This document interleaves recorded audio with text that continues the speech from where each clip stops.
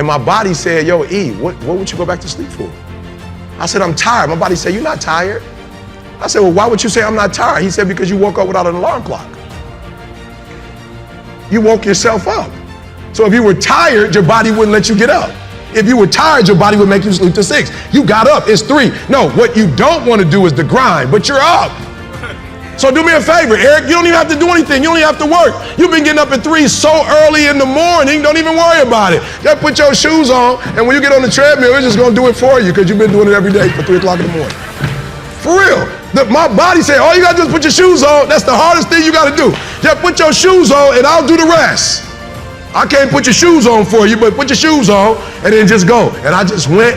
And I was walking I do the 11 incline, boy, and I was just walking for an hour, and I was just like, you know what, it's almost an hour, I don't feel like running. And my body was like, don't even worry about it, we'll get to that when we get to it. I did my hour, was about to get off, my body was like, you know we run now. I said, what? We run now, let's go. You ain't tired? I said, I am tired. No, you're not, you just walked for an hour.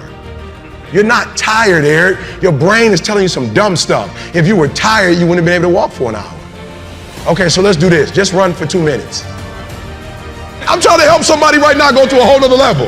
The Bible says the reason why you go back to sleep is because you've always gone back to sleep.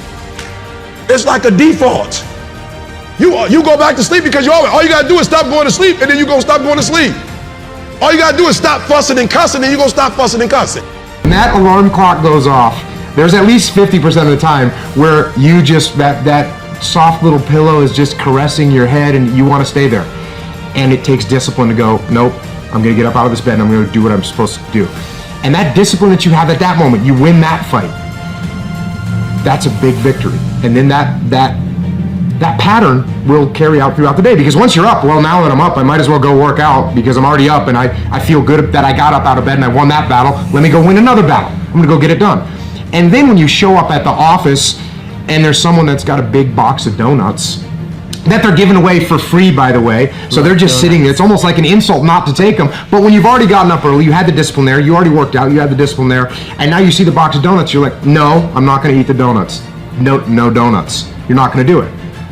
And that discipline carries on throughout the day. So now you take that and you expand that out over a week and a month, and you end up with more discipline. And it starts with that simple act of getting up and getting out of bed in the morning. They're good habits. Why would you not wake up at 4:30? Well, what does this bring to you? Waking up early, you just get a jump on the day. The reason I wake up at 4:30 in the morning is because no one else is awake yet. So that gives me the opportunity to do things that I need to get done kind of selfishly for myself. And the big one in that category is working out. And it doesn't feel good at 4:30 when you get up, but by the time 7 o'clock rolls around and you've already worked out and you've already gotten some work done, and you've got some time to say goodbye to your kids before they go to school, it's infinitely better than sleeping in until 6:45 and you get out of bed and now you missed your kids going to school or whatever. You're not prepared for the day. It's awful. Has to do with waking up. Now, when you think about being productive, if you got a big day and you got a bunch of stuff you need to get done, most of us focus on when. When do I need to get up in order to get everything done? That's not what you need to focus on.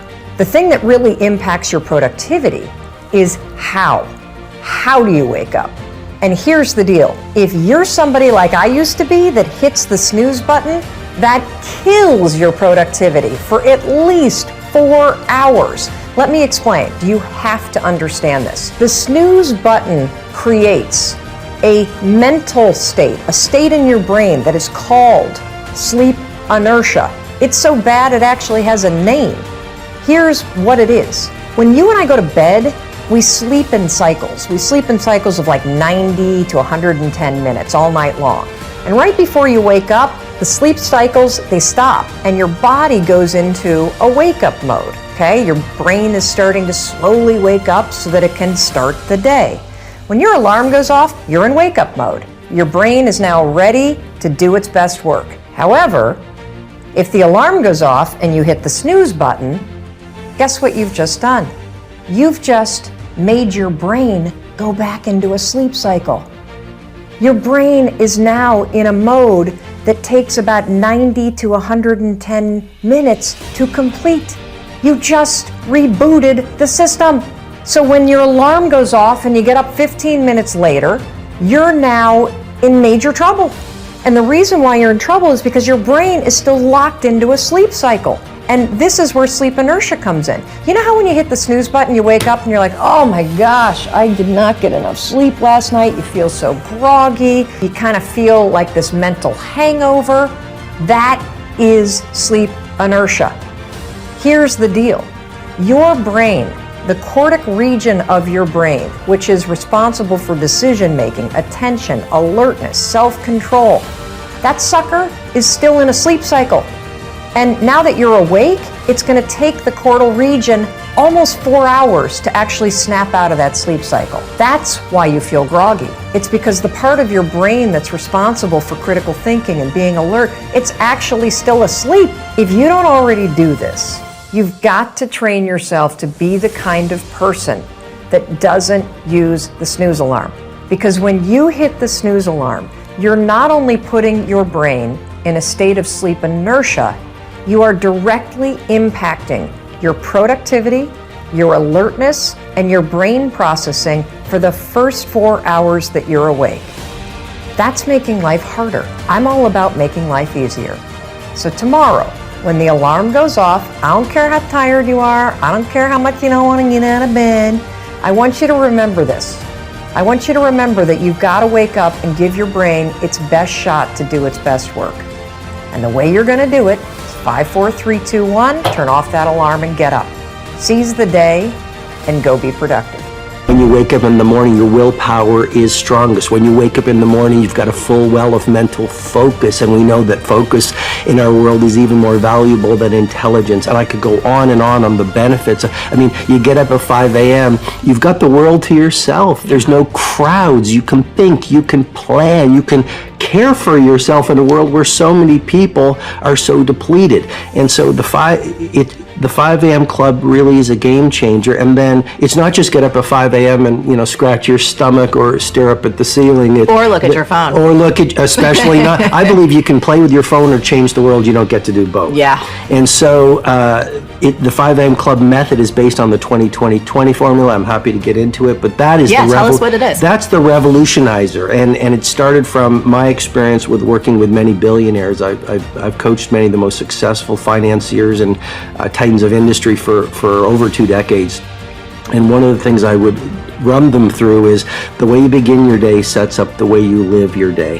And so the 20-20-20 formula that the book is based upon is pretty simple. I go into great detail in the book, but essentially it's from 5 to 5:20. The first pocket is move. And I'm a fanatic about neuroscience. And why do you get up and move? Because you're going to release serotonin, which is going to make you feel better. You're going to release dopamine, which is the pleasure and inspirational neurotransmitter. You're going to release norepinephrine, which will boost your focus. You'll promote neurogenesis. Marie, you can actually grow new brain cells. You're going to increase your metabolic rate. So the way you feel when you first wake up is not the way you're going to feel at 5:20. Second pocket of the 20-20-20 formula, 20 minutes from 5:20 to 5:40, that's on reflection. So a lot of us are busy, but what's the point of being busy if you're doing the wrong things? The billionaires, the great creatives, the people of great impact, the people who live beautiful lives are very intentional. They're very deliberate, they're very conscious. So for 20 minutes, you're